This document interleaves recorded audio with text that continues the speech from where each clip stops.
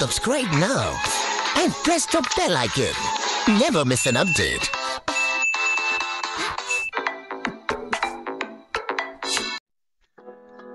Hey, what's up guys? For today's video is tuturuan ko kayo kung paano mag-send ng pera gamit ang Palawan Pay to Palawan Express. Nung huling video ko guys is kung paano mag-cash in kay Palawan Pay from GCash. So ituturo ko naman sa inyo kung paano mag-transfer kay Palawan Express galing kay Palawan Pay. Yun nga guys, nung hindi ka na pupunta sa tindahan sa tindahan tuloy, sa store now Palawan Express, ikaw na mismo yung magpipindot yan sa cellphone mo para makapagpadala sa mahal mo, sa mag-anak mo, at kahit sino pa man dyan at transaction mo.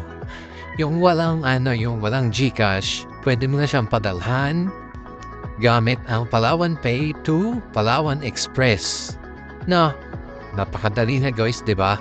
Pero ang bago ang lahat, big shoutout muna kay Noli P. Kampugan. Shoutout sa'yo, idol. Yan, antayin mo yung natin ha. Basta alam mo na yun. So, simulan na natin. So, nandito tayo sa e-drop natin. Siyempre, i-click mo lang yung Palawan Pay. Yan, click mo tong Palawan Pay. Yun, confirm. So, papasok agad kayo dito sa home ng Palawan Pay. Nakikita nyo guys, 50 pesos lang naman natin. Wala wala tayo eh. So, paano nga ba mag-send ng pera sa Palawan Express gamit ang Palawan Pay?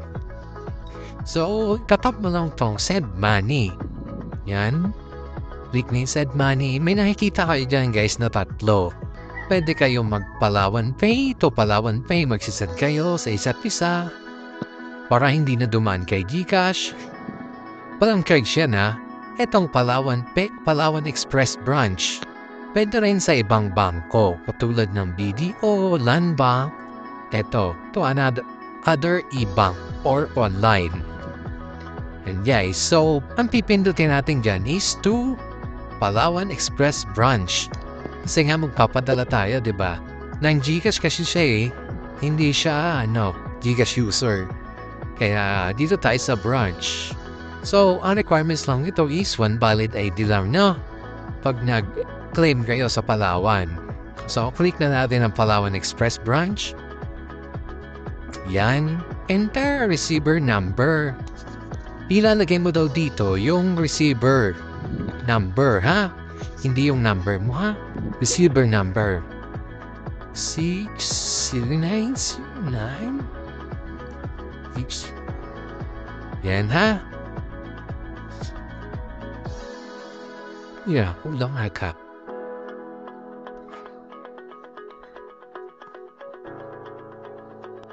Nine.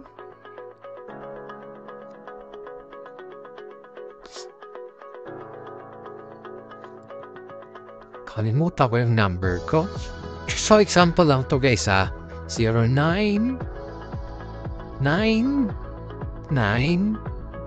6301 5363. Yan. Yan guys kung hindi nyo naman mahanap, punta na lang kayo sa contacts nyo, Dito sa mga contacts nyo, punta na lang kayo. Ito, kunyari ito. Ito, number na to, yan. Yun na lang muna, Tapos next nyo lang yan. Siyempre, yung sa contacts nyo, maglalagay agad yan. I-edit nyo na lang, guys, Kunyari,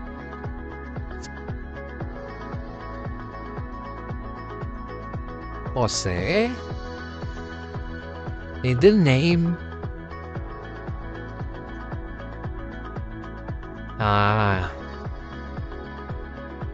Chavez, last name is yan. So, yan yung number natin guys. So, amount natin guys, lalagay natin 50. 50 kasi yung 50 nandun sa nalaman natin. Purpose. So, ang purpose natin is share transaction na lang. Ang purpose natin. So, ang gawin natin is send mo na lang, no? Send. So, ayun guys. Ano natin? Tingnan nyo na lang. 2.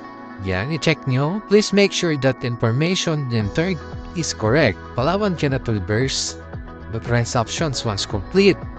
Yan no, i-confirm mo lang yan guys. Tapos, okay na no. Ang charge nga pala nito guys is 2 pesos. Pag 50 pesos no. So, hindi siya kasi wala tayong enough balance. So, yun lang at sana nagustuhan nyo tong tutorial na to. No. And, shoutout ulit kay Noli. Thank you sa iyo and God bless. Sana lagi kang sumabaybay sa vlog natin. Yun lang at huwag kalimutan mag-subscribe, paki-share, paki-like na din. Thank you and God bless.